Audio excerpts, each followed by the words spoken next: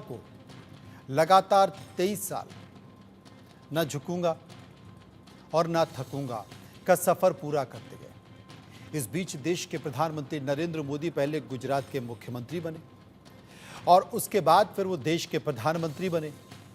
देश के प्रधानमंत्री जब वो बने तो देश के प्रधानमंत्री बनते के साथ जो तस्वीरें दिखाई दी वो गुजरात में मॉडल की दिखाई दी। बहुत सारी उनकी केंद्र के फैसले थे जिसमें गुजरात की छवि साफ तौर पर दिखाई दे रही।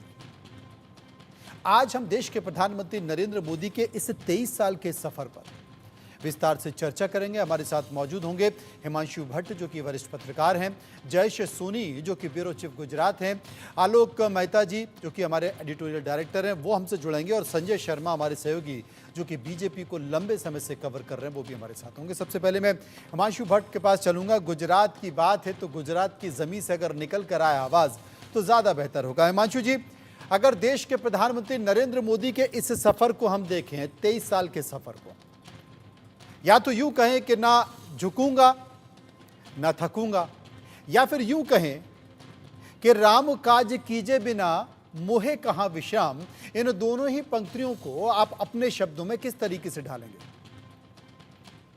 देखिए भैया, जो बात की ना आपने 1 अक्टूबर 2001 जी, जब उन्होंने शपथ लिया मुख्यमंत्री के तौर पर गांधीनगर, और उसके तकरीबन घंटे बाद, 1 घंटे बाद मैं उनसे मिला और उन्होंने जो बात की उस वक्त कि आप पूरी रात ट्रैवल करके सूरत से गांधीनगर तक आए हैं। उस वक्त रोड अच्छे नहीं थे तो पूरी रात भर लग जाती थी अगर सुबह वहां पहुंचना होता। तो उन्होंने कहा कि ये सबसे पहला काम मेरा ये रहेगा, सुनिएगा बराबर जी, सबसे पहला काम मेरा ये रहेगा कि हम जन भागीदारी से हमारे राज्य के रास्ते ऐसे बनाएंगे कि कोई भी लोग को कोई भी असुविधा ना हो। वो जन भागीदारी की शुरुआत वहां से हुई। उसके बाद उन्होंने अपने 12-13 साल के गुजरात के मुख्यमंत्री के दौर पर अगर जो हर एक की नजर में आया वो काम किया। वो एक स्लोगन दिया था उन्होंने, बेटी बचाओ बेटी पढ़ाओ। क्योंकि गुजरात में कई कम्युनिटीज अब भी ऐसी है जहां पर बेटियों का आगमन अच्छा नहीं समझा जाता जी, और वो बेटियों की जो संख्या, जो जब जनसंख्या की गिनती होती है तब 1000 के सामने जब 750-800 दिख जाता है तो वो चिंता का विषय। और ये बेटी बचाओ बेटी पढ़ाओ उन्होंने पाटीदारों के लिए किया था, पटेलों के लिए जी, और वो आंदोलन ने ऐसा तूल पकड़ा कि आज अब पाटीदार समाज के लोग इस स्लोगन को आज भी साथ में लेके चलते हैं। वहां भी जन भागीदारी की बात आई, जन समाज के कल्याण की बात आई, और फिर छोटी छोटी बातें जो कि आपने राष्ट्रीय स्तर पर देखा, स्वच्छता का अभियान हो, टॉयलेट्स बनाना हो, मुफ्त राशन की बात हो, ये सब चीजें ये गुजरात में कर चुके थे और वही उसी चीजों का पुनरावर्तन किया। मगर सबसे बड़ी बात जो अगर आप 23 साल में देखें ना तो एक आत्मविश्वास की बात थी। जी, जैसे आपने कहा ना, नहीं थकूंगा नहीं रुकूंगा वाली बात, तो वो सेल्फ एस्टीम की बात होती है, भारतीय होने में एक गर्व की बात होती है।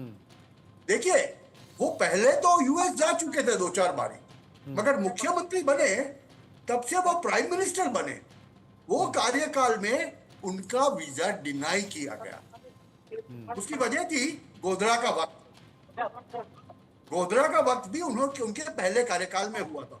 वहां से राज्य की बागडोर संभालना और राज्य को औद्योगिकरण की ओर ले जाना, आज गुजरात सबसे बड़े इंडस्ट्रियल स्टेट में से एक है, वो वहां पर किया हुआ काम दिखता है। आप वाइब्रेंट गुजरात ले लो, भले ही जो विवेचक है वो विवेचक कहते रहेंगे कि भाई उसमें तो 10% ही रियलाइजेशन हुआ, 8% ही हुआ, 12% ही हुआ, ये सब बातें हैं।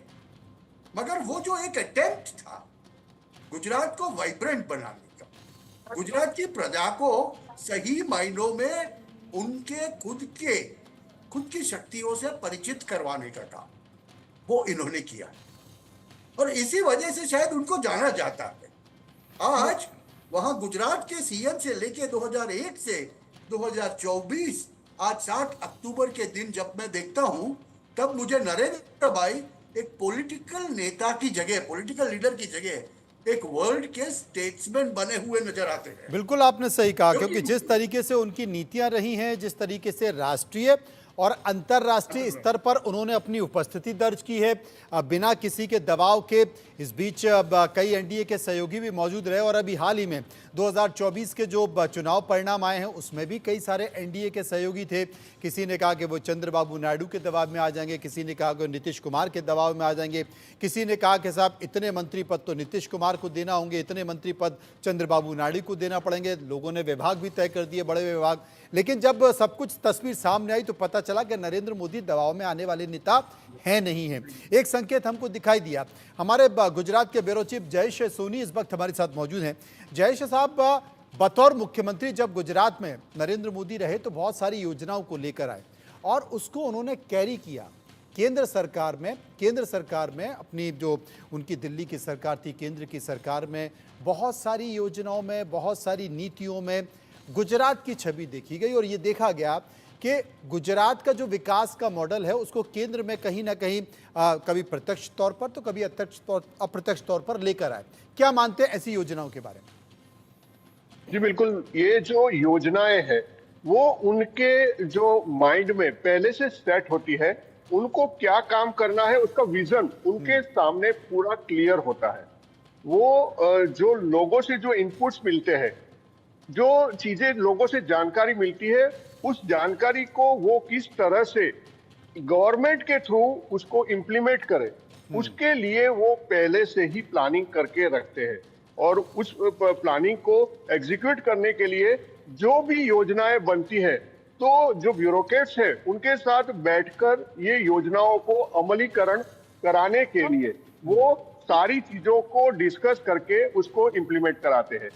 हर बार ये देखा गया है कि कोई भी नई योजना अगर वो उनके माइंड में है, वो एक बार अगर उन्होंने कह दिया कि हम इस योजना पर काम कर रहे हैं और ये योजना लागू होगी, तो वो किसी भी तरह से उसको कामयाब करने के लिए अपनी जो जितनी शक्ति है वो शक्ति लगा देते हैं। और गुजरात के अंदर वो उनकी जो कार्य पद्धति थी वो सक्सेसफुल रही और उसी के कारण जब वो प्रधानमंत्री के तौर पर 2014 में जब वो दिल्ली गए, उसके बाद भी उन्होंने उसी जो अपनी कार्य पद्धति है उसको आगे बढ़ाया और जिस प्रकार से देश के अंदर क्या क्या जरूरतें हैं, क्या क्या योजनाओं की जो बात है, वो सारी योजनाओं का जो पूरा एक रोड मैप तैयार किया गया और उसके बाद जो है उसको अमलीकरण करने के लिए जिस भी अधिकारियों के साथ उनको बैठ के जो भी डिस्कस करना होता है, जिस तरह से योजनाओं को अमलीकरण कराना होता है, वो करके उन्होंने वो योजनाओं को लागू कराया। और आज मैं आपको बता दूं कि ऐसी कई योजनाएं हैं जो कि पिछली गवर्नमेंटों में हो सकता है कि प्लानिंग में आई हो लेकिन अमल ना हुआ हो, लेकिन जब नरेंद्र मोदी पीएम बने उसके बाद जितनी भी योजनाएं प्लानिंग हुई उसको एग्जीक्यूट किया गया, उसको अच्छे से लागू किया गया। हाँ, बातें बहुत सारी होती है, लेकिन जो योजनाओं को जैसे आवास की योजना ले लीजिए या शौचालय की योजना ले लीजिए, सौर ऊर्जा की जो योजना है उसकी बात करें, ऐसी कई योजनाएं, पानी नल से जल तक की योजना है, जो ग्रामीण इलाकों के जो रास्तों की बात है, पहले जो रास्ते होते थे ग्रामीण इलाकों में जाने के लिए तो लोग जाना पसंद नहीं करते थे। आज ग्रामीण इलाकों में भी आप देख लीजिए कि रास्ते इतने बढ़िया हो गए हैं कि लोग जैसे शहर में रास्ते होते हैं वैसे ही रास्ते ग्रामीण इलाकों में भी देखने को मिलते हैं। तो ये सड़क योजनाओं से लेकर के कई सारी ऐसी योजनाएं हैं जो देश में लागू की गई, और उसका एक तस्वीर उसकी दिखाई भी देती है। अगर विकास के कैनवस को देखा जाए तो वो तस्वीर दिखाई देती है। संजय शर्मा अब हमारे साथ मौजूद हैं। दिल्ली में बीजेपी मुख्यालय पर हमेशा मोदी सरकार की नीतियां और बीजेपी की खबरों के इर्द गिर्द घूमते रहते हैं। संजय भाई, आपसे एक बात पूछना चाहता हूं, चाहे वो देश की कूटनीति की बात हो या फिर देश की सीमाओं की बात हो सख्त फैसले लेने हों, चाहे वो सरकार के हों या संगठन के हों, क्योंकि अगर आपको सफल होना है तो आपको थोड़ा सख्त भी दिखना चाहिए। और जितने नरेंद्र मोदी नरम दिखाई देते हैं उतने वो सख्त भी हो जाते हैं तब जब सरकार की बात आती है और पार्टी की बात आती है। अगर कोई सही है तो सही है, गलत है तो गलत है। इसको लेकर कहीं ना कहीं पार्टी में चर्चा भी चलती है। बहुत सारे ऐसे नेता हैं जो दरकिनार हो गए, बहुत सारे नेता हैं जो मुख्य धारा में थे वो साइड हो गए, क्योंकि परिवर्तन तो प्रकृति का नियम है और जब परिवर्तन होगा तो बहुत से लोगों को अच्छा भी नहीं लगेगा। लेकिन सफलता गुजरात से लेकर दिल्ली तक देखें तो शायद सफलता का एक बड़ा कारण ये भी है। मनोज जी, सबसे बड़ी बात जो प्रधानमंत्री नरेंद्र मोदी के बारे में वो कही जाएगी और लोग याद रखेंगे, वो सबसे बड़ी बात है लगातार 23 सालों तक वो सत्ता के शीर्ष पदों पर रहे हैं। 13 साल मुख्यमंत्री और 10 साल से ज्यादा प्रधानमंत्री की कुर्सी पर, अभी तक बेदाग रहे हैं। एक भी दाग उनके ऊपर नहीं लगा है, भ्रष्टाचार का कोई आरोप उन पर नहीं चिपक पाया है। बहुत बड़ी बात है। और जबकि उनका बैकग्राउंड जो भी उनके बारे में जानता है, बहुत गरीब परिवार से आए थे नरेंद्र मोदी। और जिस परिवार से वो निकल के आए थे वो जानते थे कि गरीबों की समस्या क्या होती है, गरीबों को किन किन चीजों से मुश्किलों से गुजरना पड़ता है। उसके बाद वो जब भी हमने देखा प्रधानमंत्री बनने के बाद हर कैबिनेट की बैठक में जो भी फैसला हुआ गरीबों को ध्यान में रख करके किया गया। गरीब कल्याण की जितनी योजना प्रधानमंत्री नरेंद्र मोदी ने चलाई और बनाई है और सक्सेसफुली जमीन पर उतारी है, उतना क्या देश के इतिहास में और कोई नहीं कर पाया। 80 करोड़ लोगों को मुफ्त भोजन, करोड़ों लोगों को मुफ्त घर देना और साथ ही साथ 5 लाख तक का इलाज। यह कौन सोचता आज के समय में मनोज भाई कि गरीबों को जो बिना इलाज के लोग करोड़ों लोग मर जाते थे देश में, उनको 5 लाख रुपए तक का मुफ्त इलाज देना कौन सोच पाता था। कोविड के समय से जो उन्होंने 80 करोड़ लोगों को मुफ्त भोजन देना शुरू किया, वो मुफ्त अनाज की योजना आज तक जारी है। और बोल्ड फैसले की जब आप बात कर रहे थे तो कौन भूल सकता सर्जिकल स्ट्राइक, कौन भूल सकता नोटबंदी, कौन भूल सकता जीएसटी, कौन भूल सकता धारा 370 हटाने जैसा बड़ा फैसला, पहाड़ जैसा फैसला उन्होंने किया। राम मंदिर बनाना लोगों का सपना था, कई जनरेशन तबाह हो गई, मर खप गई। तो ये ऐसे बड़े बड़े फैसले की प्रधानमंत्री नरेंद्र मोदी ने, जिनको देश हमेशा हमेशा याद रखेगा। वो चाहे प्रधानमंत्री की कुर्सी पर रहे न रहे, लेकिन आगे भी इतिहास में उनका नाम स्वर्णिम अक्षरों में लिखा जाएगा। बिल्कुल सही कहा आपने, इतिहास में उनका नाम स्वर्णिम अक्षरों में लिखा जाएगा। हिमांशु भट्ट हमारे साथ मौजूद हैं। हिमांशु साहब, ये कहा जाता है कि जब कोई भी व्यक्ति एक बार मुख्यमंत्री बन जाता है तो कहीं ना कहीं सत्ता का अहम आ जाता है, वो आत्ममुग्ध हो जाता है। उसे लगता है कि मैं राज्य के सर्वोच्च शिखर पर पहुंच गया, देश के सर्वोच्च पद पर पहुंच गया। तो कहीं ना कहीं एक भाव आ जाता है मन में, आपकी बॉडी लैंग्वेज में, आपके शरीर में, आपके आचार व्यवहार में, आपकी बातों में वो चीज़ आ जाती है। लेकिन नरेंद्र मोदी के बारे में कहते हैं कि उनका सफलता का जो कारण है, उसका एक कारण है कि वो हमेशा नब्ज को टटोलते रहते हैं। चाहे वो जनता की नब्ज हो, आपके पार्टी के कार्यकर्ताओं की नब्ज हो, सरकारी कर्मचारियों की नब्ज हो, पत्रकारों की नब्ज हो, उस फील को पता करते रहते हैं कि वो क्या हो। और वो अपने फील के आसपास या इर्द गिर्द के लोगों से नहीं, वो फोन उठा के अपने किसी प्रचारक को फोन लगा देंगे जो उनके 30 साल पहले उनके साथ काम करता था। वो किसी को भी 30 साल पहले जो उनके कार्यकाल में जब वो मुख्यमंत्री भी नहीं थे उस समय पत्रकारिता कर रहा था, उसको फ़ोन लगा देंगे। कोई उस समय का अधिकारी हो, रिटायर्ड अधिकारी हो, उसको फ़ोन लगा देंगे और उससे पूछेंगे कि क्या चल रहा है, क्या लग रहा है, क्या हो सकता है। ये जो भूख है पाने की, ये जो सूचना की भूख है, नब्ज को टटोलने की भूख है, शायद यही कारण है कि आप सफलता पे हो और सफल होते जा रहे हो। और जो इर्द गिर्द जो 4 लोग होते हैं ना, जो आपको हमेशा बड़ा बताने की कोशिश करते हैं, आपकी आंखों के सामने सब कुछ हरा हरा दिखाने की कोशिश करते हैं, आपको पता है, आप जानते हो कि कहीं ना कहीं एक दूसरी तस्वीर दिखाएंगे। इसलिए असली तस्वीर जानने के लिए, असली नब्ज को टटोलने के लिए आप अपने पुराने लोगों को फ़ोन करके पूछते हैं कि जरा बताओ चल क्या रहा है, क्या ऐसा वाकई है या नहीं। ऐसा वाकई है। मैं आपको प्रत्यक्ष अनुभव बताऊंगा जी, आपको प्रत्यक्ष अनुभव बताऊंगा। देखिए, ये वही नरेंद्र भाई है जो एक जमाने में बड़े एक नेता थे गुजरात के, जिनके स्कूटर के पीछे बैठ के जाया करते थे और कानपुर के भाजपा कार्यालय में चटाई बिछा के सो जाते। ये वही नरेंद्र भाई। अभी चाय वाला तो बहुत चला चाय बेचते थे, बराबर है, मगर जैसे आपने बताया ना कि वो किसी एक को 30 साल पहले मिलते थे तो भी भूलते नहीं थे। ये वही नरेंद्र भाई है जो 3rd क्लास में बंबई से, उस वक्त वो हरियाणा के प्रभारी थे शायद, हरियाणा और हिमाचल थे, तो बंबई में भाजपा की राष्ट्रीय कार्यकारिणी में हाजिरी देके 3rd क्लास स्लीपर में वो जाते और आम आदमी के साथ में बैठ के खाना खाते हैं। वहां कोई पत्रकार दिख जाता है, उसके साथ भी बैठ के गप्पे मारते हैं, खाना खाते। ये वही नरेंद्र भाई है कि जो किसी को बड़ा बनाना है तो वो मुख्यमंत्री नरेंद्र मोदी बाहर निकलते हैं ना, तो वो इंसान के कंधे पे हाथ रख देते हैं और बिना बोले ही वो आदमी का इंपॉर्टेंस ऐसे ही बढ़ जाता। देखिए ये गुण होते, ये वही नरेंद्र मोदी है जिनको आप सुबह 7 बजे जब सूर्य प्रकाश की पहली किरण निकली है तब मिलो, तब उसके मुखारविंद में जो तेज दिखता है ना, वो तेज एक ब्रह्मचर्य का तेज होता है। हमने ये देखा है, ये मेरा प्रत्यक्ष अनुभव है। और जैसे आपने पूछा कि कोई अदने से, पुराने से, जाने पहचाने व्यक्ति को वो फोन कर देंगे, वो भैया मनु भाई आज तक चालू है। आपको ताज्जुब होगा कि देश के तकरीबन 80 से 100 जैसे शहर या छोटे नगरों में उनके दोस्त लोग होते हैं और वो दोस्त ही होते हैं, समझ लेना। फिर वो पत्रकार हो, राजकीय कार्यकर हो, बिजनेसमैन हो, कोई भी हो सकता है, मगर वो उनका दोस्त है।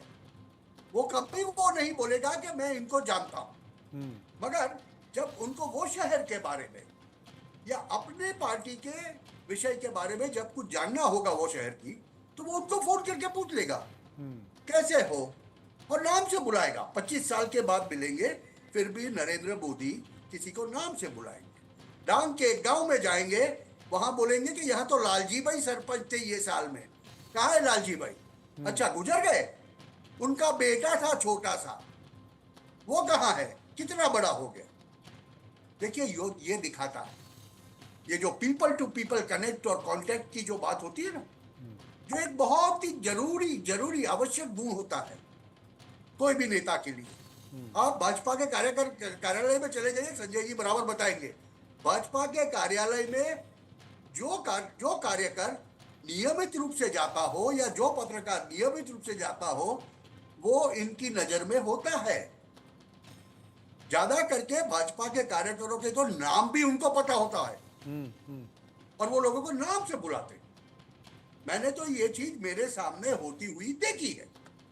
बिल्कुल सही बात है, आप तमाम तरह का जिक्र कर रहे हैं और ऐसे कई लोग उनके बारे में ये बताते हैं कि अचानक से कई सालों बाद देश के प्रधानमंत्री नरेंद्र मोदी का फ़ोन आ जाता है, पूछते हैं, चाहे वो चुनाव की बात हो या कोई बड़ी योजना की बात हो या फिर जीएसटी को लेकर या नोटबंदी को लेकर फीडबैक लेना हो, किसी को भी फ़ोन करके फीडबैक लेते हैं और वो असली नब्ज को टटोलने की कोशिश करते हैं कि आखिर हो क्या रहा है और उसी के अनुरूप आगे भी बढ़ते हैं। जयेश हमारे साथ बने हुए हैं। जयेश, लेकिन जब कोई इतना बड़ा व्यक्तित्व होता है, जैसे कांग्रेस के बारे में कहा गया कि नेहरू थे, फिर इंदिरा थी और उसके बाद राजीव थे, कहीं ना कहीं एक शून्यता आ जाती है।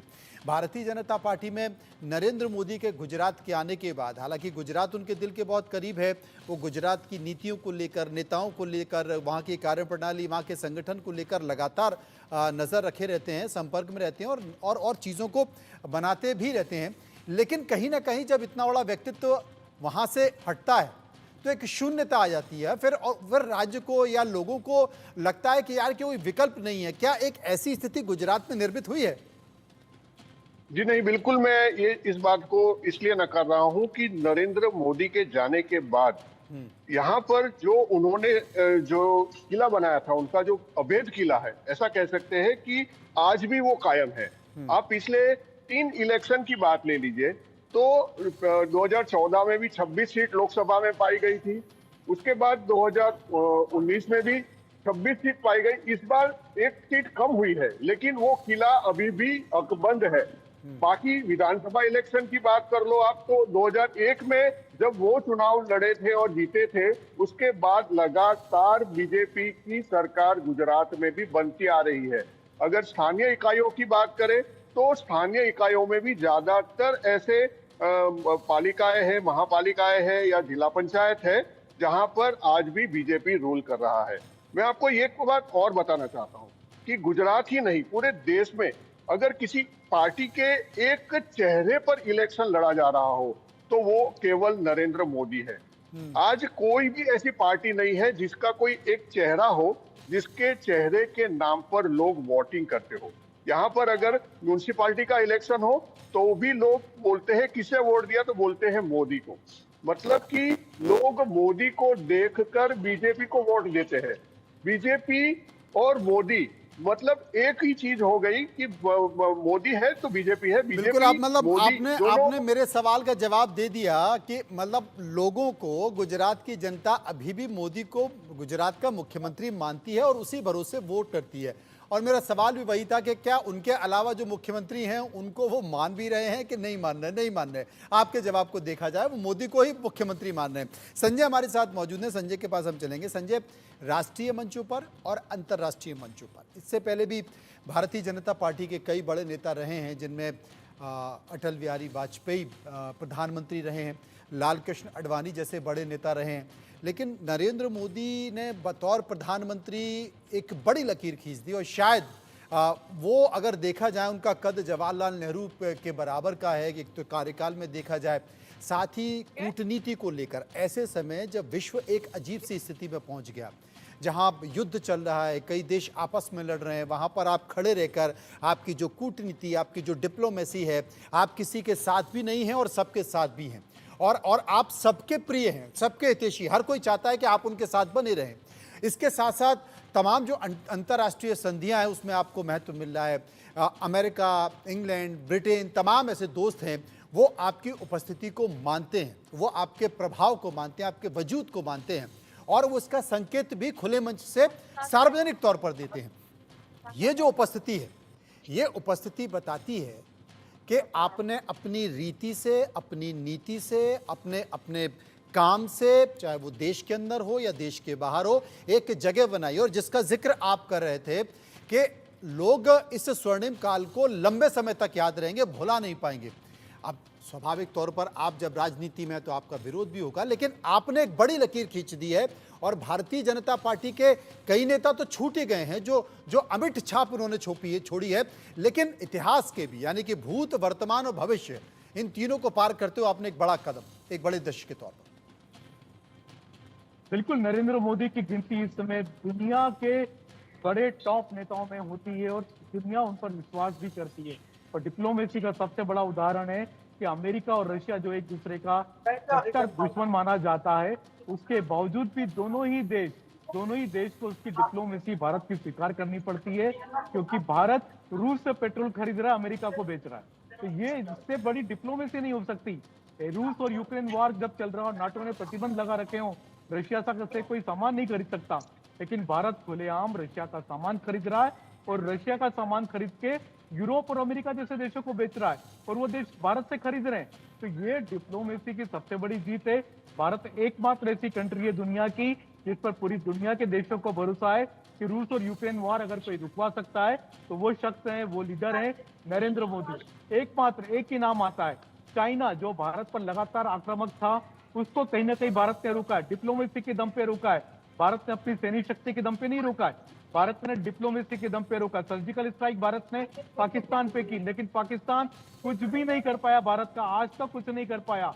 इजराइल का युद्ध चल रहा है, तमाम देशों से युद्ध चल रहा है, मिडिल ईस्ट में हमने देखा कई देशों के साथ वो लड़ाई लड़ रहा है, लेकिन उसके बावजूद भी भारत खुल के इजराइल का भी साथ दे रहा है। उधर ईरान के साथ भी दोस्ती बनी हुई है भारत की, कोई भी देश भारत पर उंगली नहीं उठा पा रहा है। चाहे जितने भी भारत के पाकिस्तान के साथ मतभेद बने हो, लेकिन एक भी देश आज भारत के खिलाफ खुल के खड़ा नहीं हो पा रहा है, चाहे वो कितना भी कट्टर इस्लामिक कंट्री क्यों ना हो।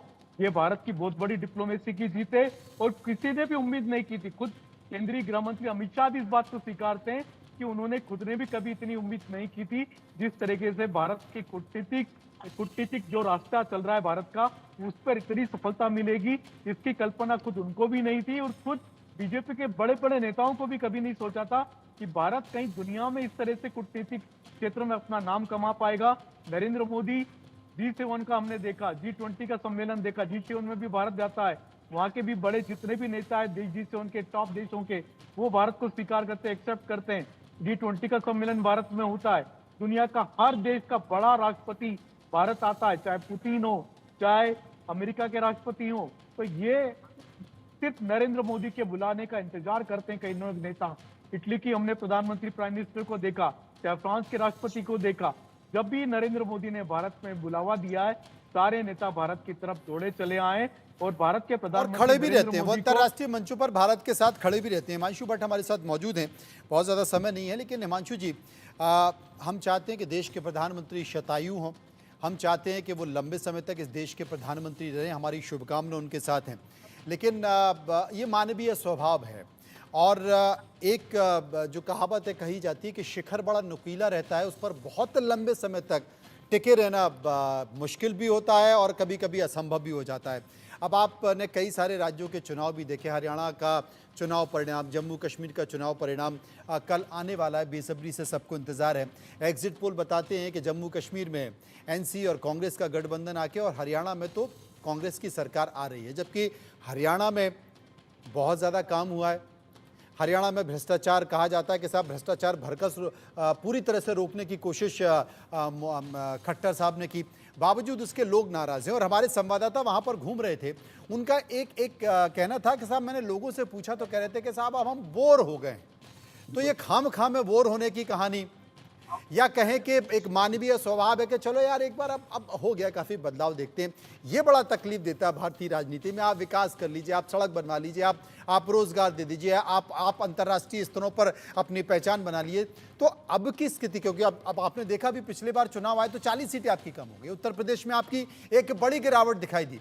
तो आने वाले स्तर पर, आने वाले समय में आप क्या देखते हैं, क्योंकि आप अकेले इस रथ को खींचे जा रहे हैं, बाकी के बहुत से लोग हैं जो उस तरीके से परफॉर्म नहीं करते। अब नरेंद्र मोदी हर विधानसभा पे तो जा नहीं पाएंगे, हर लोकसभा पे तो जाके ये कह नहीं सकते कि मैं गारंटी लेता हूं।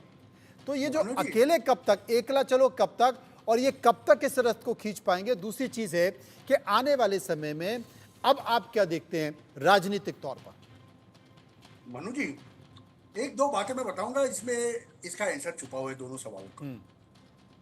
एक तो आपने जो बोला ना, एकलो एकला जाने रे। अभी अकेले चलने की आदत तो हर एक इंसान की, बट अंग्रेजी में एक कहावत है, there's a long way to go before you sleep. So till you sleep, you will have to walk. ये बात को आपको समझना पड़ेगा। और ये कहा ना, हम एक चेहरे देख के लोग तंग आ गए।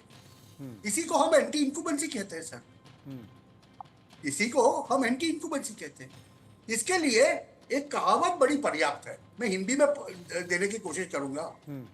कुछ लोग धिक्कारेंगे, काफी लोग प्यार करेंगे, पर कोई भी ऐसा नहीं होगा कि जो नरेंद्र मोदी को इग्नोर कर सके। इसमें समझिए आप कि ये जो है ना, कि कुछ लोग को घृण होगी, कोई कहेगा, धीरे से बताएगा कि यार बहुत हो गया, अब हम तंग आ गए, 10 साल हो गए, बस हो गया। भाई गुजरात में तो 26 साल, शायद उनके पास विकल्प नहीं है।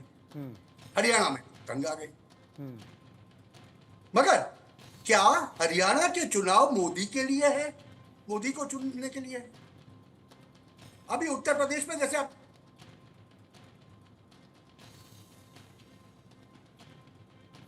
आपकी आवाज़ चली गई। हमारे साथ संजय हमारे सहयोगी मौजूद हैं। संजय, मैं एक बात पूछना चाहता हूं, क्योंकि बहुत से लोग इस बात का जिक्र कर रहे हैं, देश के प्रधानमंत्री बहुत जल्द 75 साल के हो जाएंगे, और शुरुआती दौर में ये देखा गया कि भारतीय जनता पार्टी के बहुत सारे नेता जो कि 75 साल के हो गए थे, वो कहीं ना कहीं मुख्य धारा से अलग हो गए। अब ऐसी स्थिति में क्या नरेंद्र मोदी आगे कंटिन्यू करेंगे? हालांकि अमित शाह बोल चुके हैं कि इसमें कोई संशय नहीं है, मोदी जी जब तक हैं तब तक वो प्रधानमंत्री रहेंगे, लेकिन बावजूद इसके राजनीतिक गलियारों में इस तरह की चर्चा चलती रहती है। राजनीतिक गलियारों में इस तरह की चर्चा होती रहती है कि क्या 75 के बाद मोदी जी प्रधानमंत्री रहेंगे, अपने पद से इस्तीफा देंगे, या फिर पूरी पार्टी एक स्वर से, एक उससे वो कहेगी कि नहीं, मोदी जी हैं तो बीजेपी है और बीजेपी मोदी जी को देखना चाहती है लगातार इस पद पर। संक्षेप में आप क्या मानते हैं जयेश? जी बिल्कुल, मैं आपको बता दूं कि जिस प्रकार से मोदी जी की छवि आज लोगों के बीच में है, हिमांशु जी भी जैसे बता रहे थे, या तो आप उसको पसंद कर सकते हैं, नापसंद कर सकते हैं, इग्नोर नहीं कर सकते। उसी प्रकार से उनकी छवि आज भी करोड़ों लोगों के दिलों में बसी हुई है। और मैं ये भी कहूंगा आपको कि आने वाले टाइम में भी वो अपनी छवि को और ज्यादा उजली करने की कोशिश करेंगे।